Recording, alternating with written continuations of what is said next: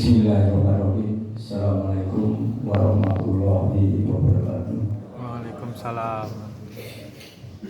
Yang sama-sama kita hormati pimpinan MBK yang dalam ini diwakili oleh Prof. Kon Ketua, dan juga ada anggota MBA yang lain, Prof. Kopit. Ya, terima kasih. Dan juga yang saya hormati Ketua Dewan Profesor Bapak Profesor Dr. Andi Suranto Cipto Wibisono MSc, dan juga yang terhormat Ketua Senat Akademik Prof. Sulis, yang terhormat Sekretaris Dewan Profesor Prof. Tuti, Sekretaris MBA, Sekretaris Senat Akademik, mohon maaf enggak hadir, dan juga wakil rektor ya, yang dulu dikenal ada wakil rektor 1, 2 sampai 4 gitu. Dan juga yang kami hormati ketua komisi ini Prof. Syahid dari komisi 3 nih. Terima kasih. Dan juga komisi 1 dan 2. Dan juga yang kami hormati pimpinan Fakultas MIPA, pimpinan Fakultas Pertanian, dan pimpinan Fakultas Fisik. Dan tidak lupa juga yang terhormat Prof. Nanda dan Prof. Alwito yang sama-sama hari ini purna tugas diri. Dan juga panitia purna bakti Dewan Profesor yang diketuai oleh Prof. Pri, dan juga tadi sudah dikenalkan anggota yang lain. Para dosen, karyawan seluruh tugas akademika Universitas 11 Maret yang kami hormati, dan juga para tamu undangan, kolega, teman sejawat, dan seluruh keluarga. Mohon maaf, ini saya membawa keluarga paling banyak. Tolong berdiri keluarga saya. Ya. Terima kasih. Karena keluarga saya merasa terharu, ngerti-ngerti kok bisa pensiun gitu kan. Jadi saya kira alhamdulillah alamin, puji syukur kepada Allah SWT yang telah memberikan berbagai macam kenikmatan, baik nikmat sehat sempat, sehingga pada siang hari ini kita bisa berkumpul di ruang sidang ini dalam keadaan sehat walafiat. Dan tidak lupa kita sampaikan salam dan sholawat kepada junjungan kita Nabi Muhammad sallallahu alaihi wasallam, dengan harapan nanti di yaumil qiyamah kita mendapatkan syafaatnya. Amin. Bapak Ibu semuanya, pada kesempatan ini kami akan menyampaikan sedikit saja cuplikan dari ilmu yang pernah kami geluti selama 33 tahun 4 bulan.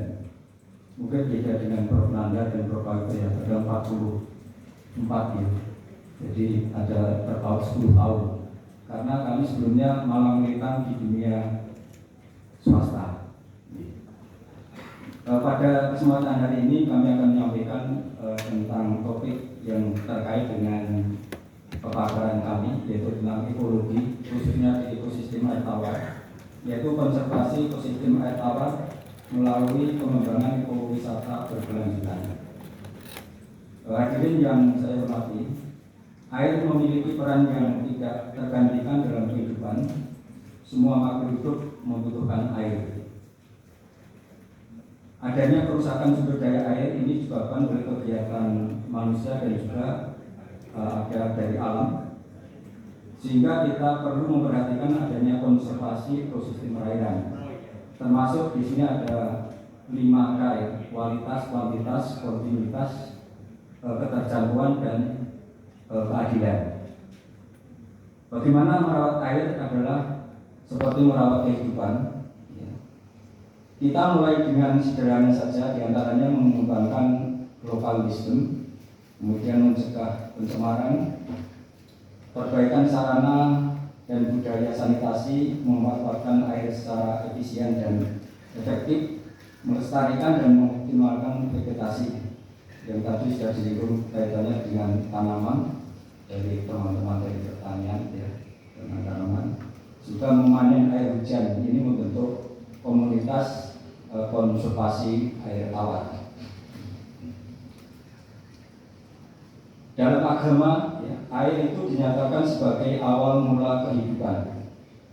Ini kalau kita khususnya agama Islam itu ada surat Al-Anbiya, ya, ayat 30. Ini bisa kita lihat. Dan juga Allah menciptakan semua jenis hewan dan keragamannya dari air. Allah turunkan dari langit berupa air, lalu dengan air itu Dia hidupkan bumi sesudah kering, dan Dia sebarkan di bumi itu segala jenis hewan. Dan pemisahan air dan awan yang dikendalikan antara langit dan bumi. Semula bumi yang kering atau gersang, kemudian dengan turunnya air hujan bisa menjadi basah dan tanam-tanaman menjadi hidup dan subur. Dengan adanya pertumbuhan populasi menjadikan kebutuhan akan air terus mengalami peningkatan hingga memunculkan persaingan menyebabkan permasalahan air. Degradasi air tidak terkendali, ya, dan berdampak negatif pada keanekaragaman atau biodiversitas. Manusia cenderung memandang ekosistem air dari sudut kesombongan, ya, sebagai penguasa ilmu pengetahuan. Pemanfaatan akan air seringkali merupakan kepentingan lingkungan dan asumsi dapat diatasi oleh kemajuan ilmu pengetahuan dan teknologi. Pada titik ini kerap kali aspek agama dilupakan sebagai pedoman, ya, yang diabaikan sebagai bagian dari pendidikan dan pelaksanaan kajian lingkungan. Sehingga perlu kita memperhatikan adanya pengelolaan lingkungan itu dengan dasar agama. Manusia sebagai khalifah fil ard, ya, bukan sebagai human centris ataupun anthropocentris. Dengan menempatkan manusia sebagai penguasa bumi sehingga bebas mengeksploitasi secara berlebihan. Akan tetapi Tuhan menciptakan manusia sebagai wakilnya untuk memanfaatkan, menjaga kelestariannya, baik itu sumber daya hayati maupun non hayati yang ada di alam sekitar kita. Kekhalifahan mengandung arti pengayoman, pemeliharaan serta pembimbingan agar setiap makhluk mencapai tujuan penciptaannya. Bagi umat beragama, usaha konservasi atau pelestarian lingkungan bukan hanya semata-mata karena tuntutan ekonomi atau politis atau karena desakan program pembangunan nasional. Usaha pelestarian lingkungan harus dipahami sebagai perintah agama dan juga perintah pemerintah yang wajib dilaksanakan oleh manusia bersama-sama. Setiap usaha pengelolaan dan pelestarian lingkungan hidup secara baik dan benar adalah ibadah pada Yang Pencipta.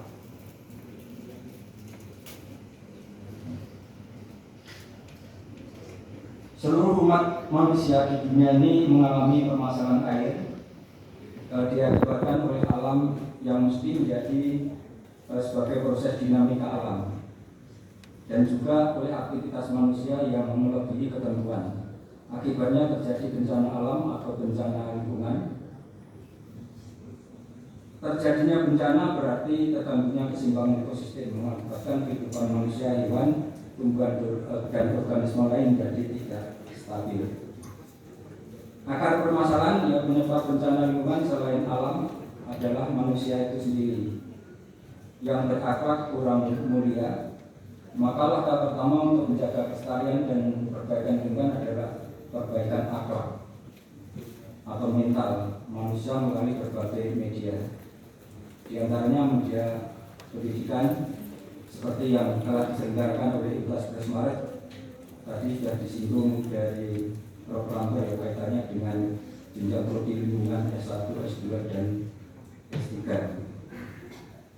Bapak Ibu yang saya hormati, terjadinya interaksi sering terjadi banyak tantangan dan persoalan-persoalan yang terakumulasi, misalnya kemajuan ilmu pengetahuan dan teknologi, alih fungsi lahan, ingin segera terpenuhi kebutuhan ekonomi yang mengesampingkan kepentingan ekologi. Untuk meminimalkan tantangan perlu dengan berbagai pendekatan, diantaranya pendekatan konservasi dan juga keseimbangan ekosistem, pembangunan berkelanjutan, dan juga melibatkan partisipasi masyarakat yang berakhlak mulia. Di alam semesta ini masih banyak dijumpai memperlakukan lingkungan tanpa melibatkan agama, karena agama dipandang hanya urusan spiritual untuk mempersiapkan menuju hidup akhirat. Sehingga sering dijumpai masalah-masalah lingkungan dipandang persoalan dunia empiris, belum menyentuh pada persoalan keilmuan dan ketakwaan. Ini ada beberapa contoh saja, kami mengambil contoh dari agama Hindu. Itu ada istilah Prajapati, Praja, dan Kamandu. Prajapati adalah Tuhan sebagai raja alam semesta. Praja adalah manusia sebagai makhluk hidup yang paling lengkap karena manusia mempunyai tri pratama, meliputi sabda, bayu, dan ide, atau dikenal dengan suara, tenaga, dan pikiran. Sedangkan Kamandu diartikan sapi, itu disimbolkan dengan biosfer, alam semesta yang ada di sekitar kita. Kemudian hubungan antara Prajapati, Praja, dan Kamandu perlu dijaga kelestariannya, konservasinya, ya, sehingga terjadi keseimbangan dan keberlanjutan. Alam semesta ini sebagai tempat hidup manusia atau makhluk hidup yang lain, sehingga salah satu agama tadi yang mengajarkan hubungan yang serasi antara Tuhan, manusia, dan alam. Dalam referensi Islam ini dikenal dengan istilah spesies atau alami, kemudian lingkungan, dan juga bumi atau ardun, ya. Ardun yang berkonotasi lingkungan hidup, ya. Tuhan menjadikan bumi sebagai hamparan bagi kita semua. Kemudian bentuk-bentuk kerusakan ekosistem, terutama ini yang kami soroti tentang ekosistem akuatik, ini mengalami permasalahan meliputi kerusakan kelestariannya dan fungsinya sebagai sumber daya hayati dan sumber daya air. Permasalahan yang sering terjadi adanya erosi, sedimen, kemudian kesuburan, pendangkalan yang disebabkan oleh penggundulan daerah tangkapan air. Sedangkan pencemaran air atau akuatik dapat menurunkan kualitas, kuantitas, dan kontinuitas yang diakibatkan oleh pembuangan limbah domestik, limbah industri, limbah pertanian, dan lain sebagainya. Ini ada salah satu contoh penelitian yang saya lakukan di waduk, ya, atau danau ini mengalami pencemaran yang diakibatkan oleh kegiatan manusia. Kemudian diatasi dengan ilmu pengetahuan itu tidak cukup. Kita harus melibatkan dengan dasar agama tadi, baik agama Islam, Hindu, dan lain sebagainya.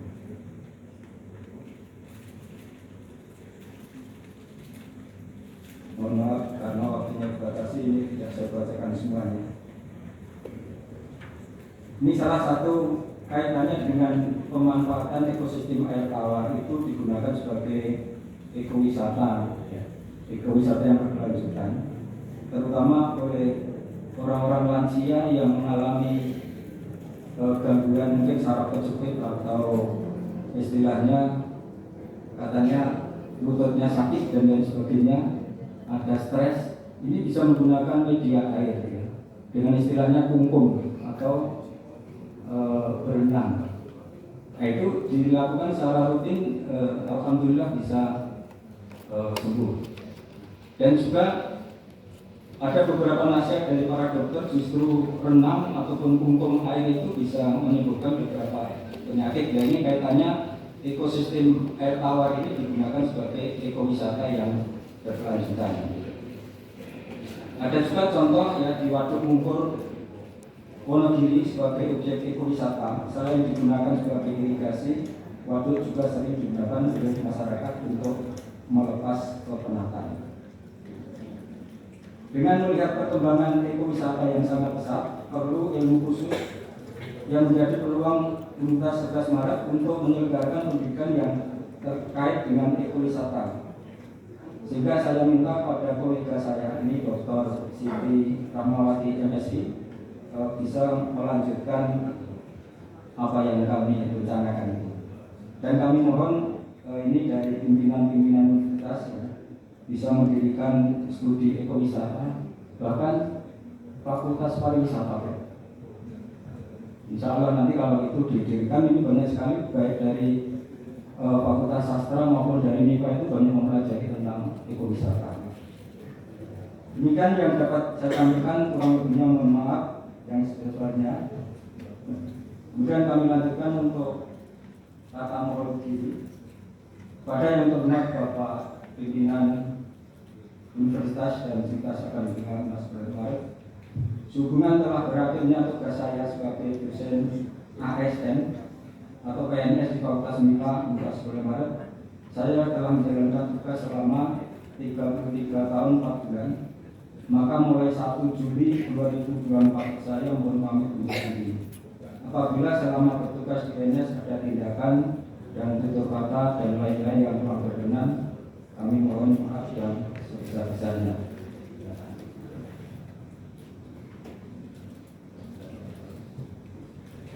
Untuk tampil terakhir, ini ada 2 pantun. Lihat persawahan di tengah kota, indah tempatnya jadi ekowisata. Jalan perpisahan di depan mata, semoga meningkatkan iman dan takwa. Kemudian mohon maaf ini khusus untuk para dewan profesor. Rumah mewah dibuat kantor, harganya tinggi jangan ditanya. Selamat berpisah dewan profesor. Terima kasih atas kebersamaannya. Wassalamualaikum warahmatullahi wabarakatuh. Waalaikumsalam warahmatullahi wabarakatuh. Penyerahan tongkat estafet dari Profesor Dr. Sunarto Magister Sains kepada kolega muda Dr. Siti Rahmawati Sarjana Sains Terapan Magister Sains. Perjalanan panjang pengabdian Prof. Sunarto di bidang ilmu lingkungan, Guru Besar Fakultas Matematika dan Ilmu Pengetahuan Alam Universitas 11 Maret telah punah. Dan kini saatnya tongkat itu diserahkan kepada kolega muda Dr. Siti Rahmawati sebagai penerus sang senior dalam melanjutkan perjalanan pengabdian di kampus UMS tercinta.